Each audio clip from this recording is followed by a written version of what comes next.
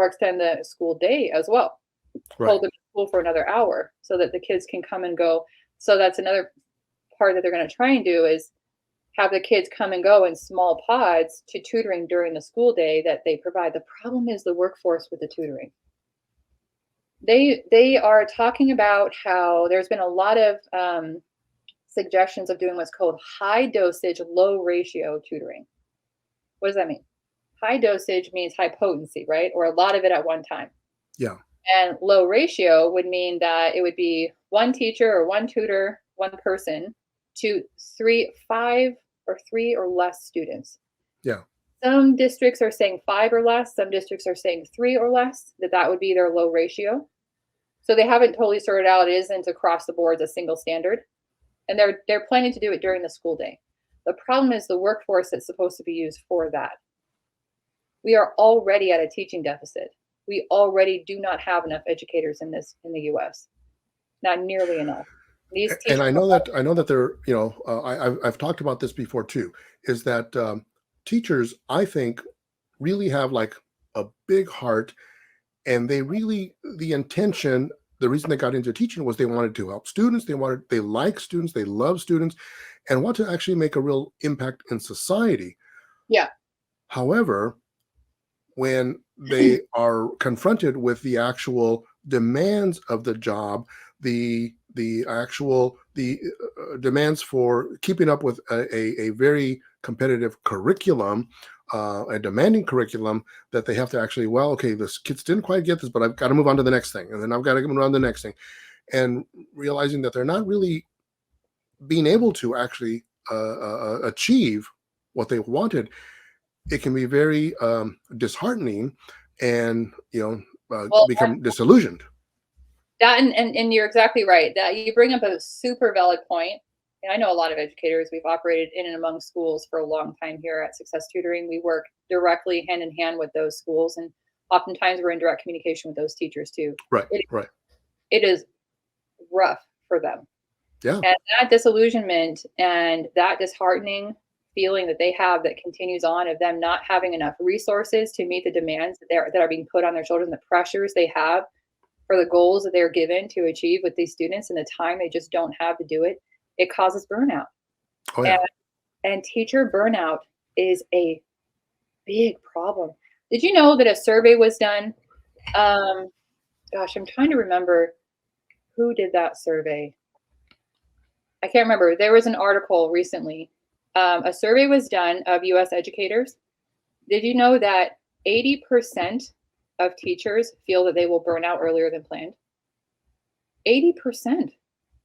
That's a lot of teachers. That's almost all the teachers. That's almost all the teachers. 80% of those teachers feel that they will burn out. 55% of those teachers, of US educators, feel that they will leave the profession earlier than planned. That's higher than I thought. I think I saw an article that said something like 48%, but and Yeah, that's still that's is high. that's ridiculous. Yeah. And the Yeah. other thing too is you also have on the same survey, 80% of those teachers feel like since the pandemic, they have been forced to take on more Yeah. than normal, Right. though they still have to contend with low pay and they still have to contend with not enough resources and not enough time and high demand. Because what is happening? They are dealing with the direct effects of that learning loss. And Right. so it's being demanded of them that these kids are like, they're not meeting the standards. They don't test well. They can't do the work. They don't know how to multiply when they should. I'll tell you a story.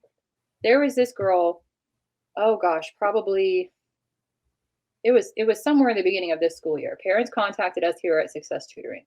Kid is in 4th grade, which means that she was in first before the pandemic. That kid was learning to read before the pandemic, learning still to read. She's in 4th grade now. And I was talking to her mom, and her mom said, I just never realized that it was going to have such an effect on my child like that. You don't realize it's going to happen to you. That it's a real thing. And though they're talking about it on a global scale or they're talking about it on a US wide scale, it really is in every parent's home, in every single parent's home. She said, I saw that she couldn't read the instructions for her homework. She couldn't read them. Yeah. She didn't know she didn't really know how to add very well. She's in 4th grade. There, that's Yeah. division of fractions. She should Well, be doing well, fractions. She couldn't multiply.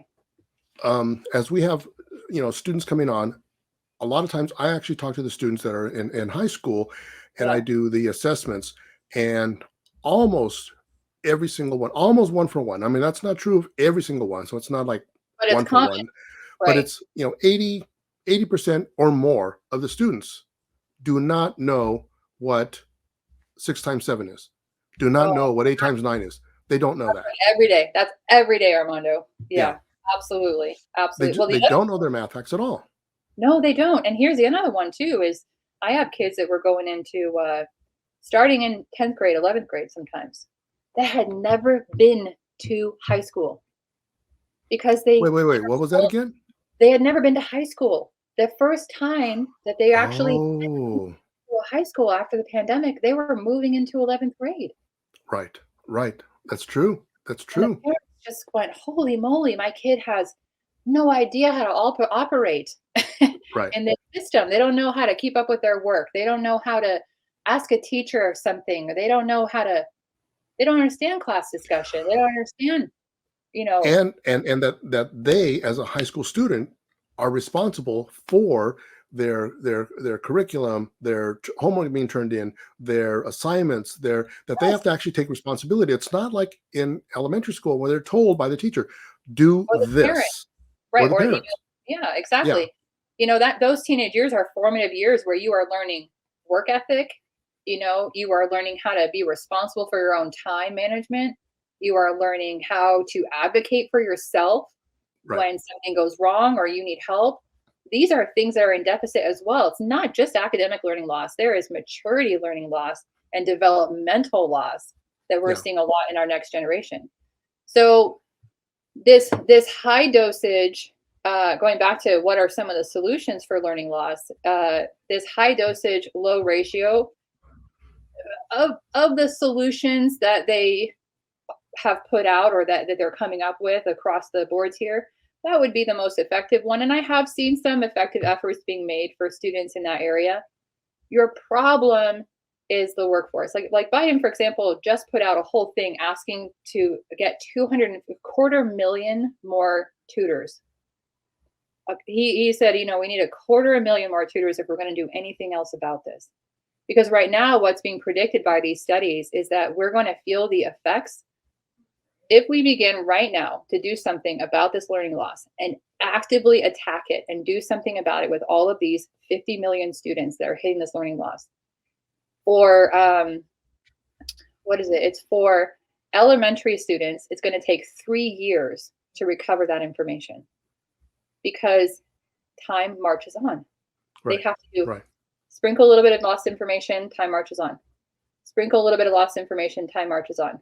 But it's even worse for middle schoolers and high schoolers. It's projected that it would take them 5 years to recover the lost information. If there were no additional shutdowns or no additional situations or If there are disruptions. no other interruptions and there's Right, nothing right. else that can get in their way, and they're just dedicatedly, and that is students putting their nose to the grindstone, and that is teachers putting their nose to the grindstone, and that is hiring another quarter million tutors, which we don't have yet, Right. right? Well, I mean, even here, even with at Success Tutoring Online, you Mhm. know, we're a small tutoring business, and pretty much most of our tutors are almost filled to capacity. You That's say, right. and That's in right. fact, a lot of times parents now that are calling in and actually wanting to get some help, we're letting them know that they should contact us at the beginning of summer, at the end of the school year, at the beginning of summer, so that we can actually then really work on how to actually do an assessment and work out how to help the students during the summer. I can't even tell you how important and pivotal those summer months are going to be. Though that is the only pocket of uninterrupted time. Because here's the thing, these kids need to learn this stuff intensively. It needs to be Exactly. every day. It needs to be every day. It needs to be consistent for an extended period of time for them to have enough practice at it for it to be usable when they go to the school. Right. as you use it, right? So, let's talk about like times tables, for example. That's something that's used in all of the math above that level. Right. And that takes practice and time for those kids to learn that. You need those summer months so desperately for those kids to perform well at all and have any hope of having a satisfying next school year. Now, You by the way, I don't know if I've actually even told you, but I have actually developed um, a an online course that students can do on their own to learn all their math facts. Now, it's not completed. It's not completed. I'm about 80% done. I'm hoping to get it all completed before the end of of summer, and it'll be, I don't know, some very minimal cost. But basically, a student can go on there and learn their math facts. Now, there are a lot of programs and applications for students to be able to learn their math facts. The Mhm. problem is that it doesn't take it on what are called, a step at a time or a little bit at a time. What happens is it throws everything at them all at once. They don't understand it. They get upset, they get frustrated, and then they quit. You Of say course, wouldn't you? exactly. So that's the whole I idea would behind this. too. That's the whole idea behind this course that I've actually developed. It actually takes them, a step at a time until they've mastered that. They feel good. They feel confident. Then they go on to the next chunk of, whether it's addition or subtraction or multiplication or division. They actually work on those. They go on to the next chunk of that. And then Right. again, until they feel comfortable and confident and can do it quickly and easily, then great. Then they're great. And they move on to the next one. And however long it takes, see, they can work at their own pace. Fantastic. Absolutely, that's needed. And, I mean, that exactly right there is the reason why the saying "one step at a time" Right, is such a common saying, and it's known all over the world because right, that is how you accomplish large tasks, right, one right. step at a time. And that I think is what makes success tutoring unique in its approach, is that we do have the concept of one step at a time. We're looking for full mastery with these students because we're looking for long-term success for these students. We are not looking for slap a band-aid on it. Well, now We I are will say one other thing too. In regard to that, I know that students. I tell this to students and to parents all the time, because of the way schools are set up, and again, not because teachers are not trying or not good or anything, but the way no, no, it's all set up is basically students, as a general rule, are not actually taught how to learn. that is They're, that is they're an taught underlying problem that, looking at all of these, I was giving you sort of the history lesson on why we were already performing at a deficit. So why learning loss is such a catastrophic problem. right. Under the underpinnings of that problem, going all the way back to Reagan, is the fact that these kids are not educated in how to learn. Right. You And then it gets into the whole idea of like, what does that mean? Because people think, well, okay, well, look, they're doing well they're doing well on their tests. Well, Mhm. tests don't necessarily mean that they understand it. Exactly. The true test is, can they use it? And I use this phrase all the time. If you can't use it, you didn't learn it. That's right. You know, Exactly right. if you That's called learned, I'm sorry, go ahead. so I didn't mean to interrupt you, but you're totally right on that. It's very accurate, but that's a hard concept for people to understand Right. because that is new. That's new way of looking at something. It's a different perspective. Exactly, exactly, Yeah. and that's the whole approach that we actually take here, because it's not about memorizing. It's not about turning in homework. Yes, those need to be done. Mhm. It's about grasping and understanding so the student can actually apply it and use it.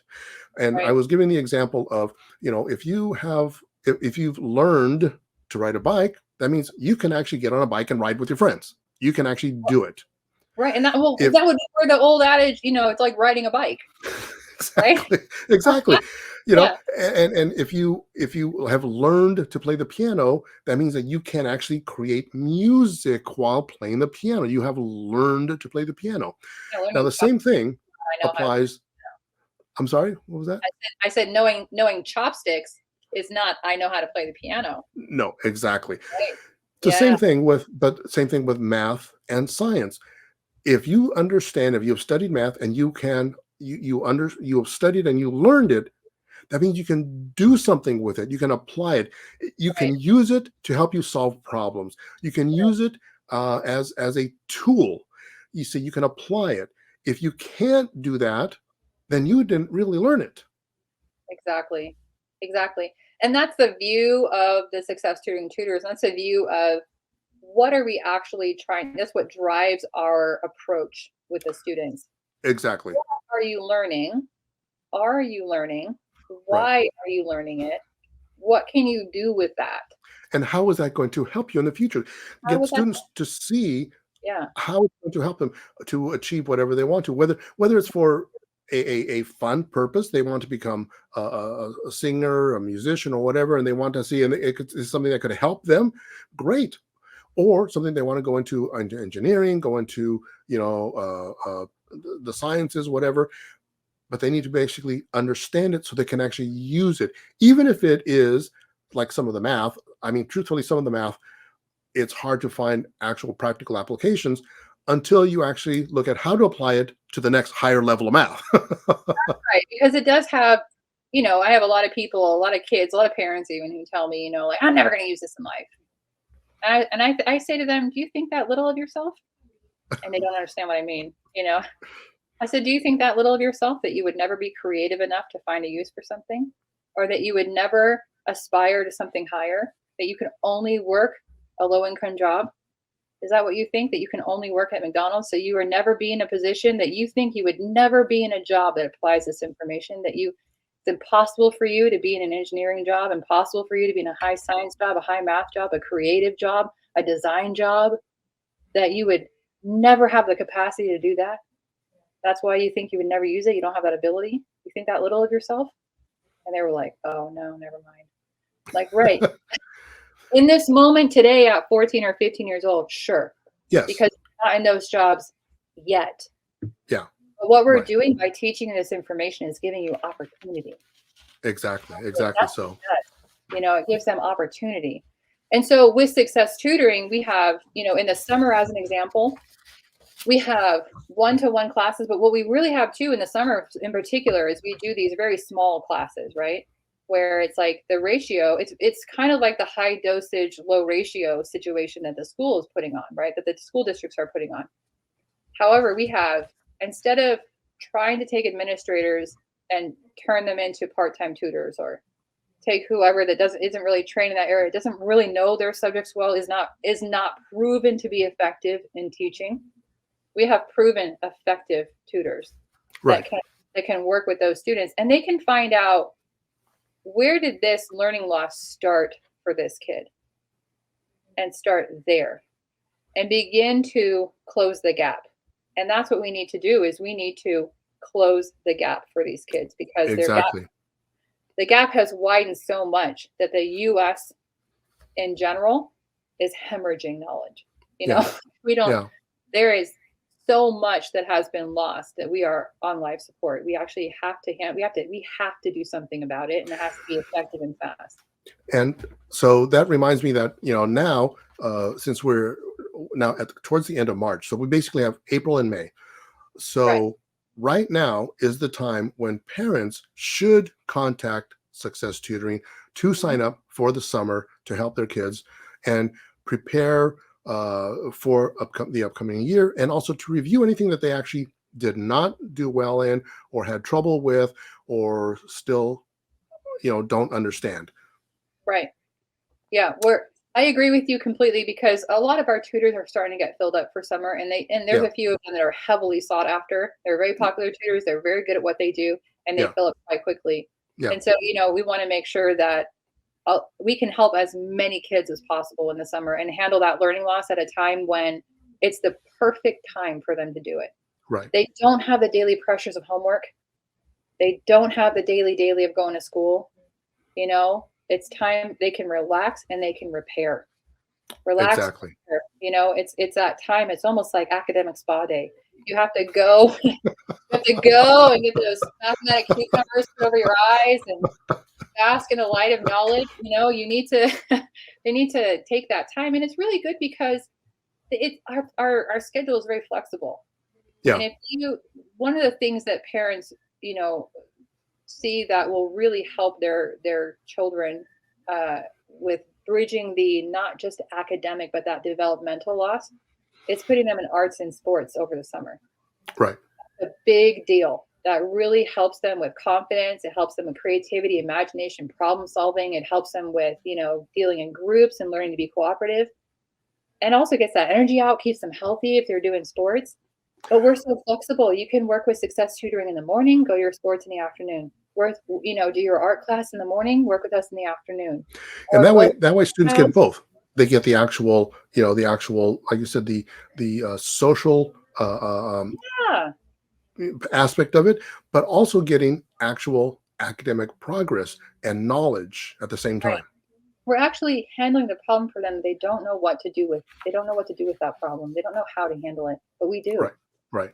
We do. While not taking away all their fun and games, because I know some of those kids have so much pressure put on them. They really need that time to refresh. Sure. But if you don't confront the problem, you carry it into the next year with you. Yeah. And you carry it into the next year, and you carry it into next year. And we have seen way too many times where the kid gets to 12th grade and he goes, I don't know if I can do this. I don't know what college to go to. I don't know what job to get. I don't know where I'm going to go. I don't know what's happening, because it dawns on them that now they need to go and do. Right. They Exactly. need to do on their own 2 feet. They need to start doing. They've been learning and preparing and training. And now they need to do. And they panic because they know that they've been handing the buck to the next year all along, and they don't stop and handle it. And so that's something where, we can really, really do something effective for these kids during the summertime. It's a great time to do it. It's not an all-day affair, and it's not even necessarily every single day, depending on the kid. Right. But what the school system considers to be high dosage is more than twice a week. Normal tutoring for them is once a week for 20 minutes. Yeah. Or normal tutoring for them is once a week, and the kid gets 20 hours total for the school year. Max. I know. All that they can allocate to them. With some of these government programs. Yeah, exactly. And again, the intention is good and it is helping, but it's limited. I agree. I'm in no way saying that they're at fault for doing that. And I'm in no way saying they're doing anything wrong. I'm saying that we're here to assist them in what they're trying to do. Exactly. So we're here as an auxiliary program to supplement and assist what they're trying to do, because they are trying to do something about it. But they have 50 million children to look at. Right. It's a lot, and they need help. So I'm going to put at the bottom here in the notes section, I'm actually going to put down some information on how to contact Success Tutoring if somebody is interested, so that they could actually sign up their kids for the summer. Yeah. Well, I'll tell you. Okay. Well, this has been very informative. It's been great. I thank you very much for joining us today. And I hope that this has been helpful to all of our listeners. Now, so, all right. Well, thank you very much, Kyla. And we will talk to you later. I'm going to actually just sign off here. I'm going to ask our listeners here and those that are watching to not forget to subscribe so that you don't miss out on some of the upcoming interviews that we have scheduled. Right now, we have some great people scheduled for interviews coming up. We have a longtime educator that is also a mother and grandmother. She will be covering information on early childhood education, including what parents should do to prepare their baby or toddler for success in school, including how to help them grow into becoming good readers and curious lifelong learners. Okay, that's one. Another person that we have coming up is an award-winning, nationally recognized artist that does incredible cover art for books and magazines. And he's going to talk about the value of education and how it has helped him to get where he's at. And we have quite a few others. So don't miss out. Go ahead and actually subscribe, and you will actually be notified when we have our next guest. And again, once again, Kyla, thank you very much for joining us. And for all of our listeners out there, we will see you next week.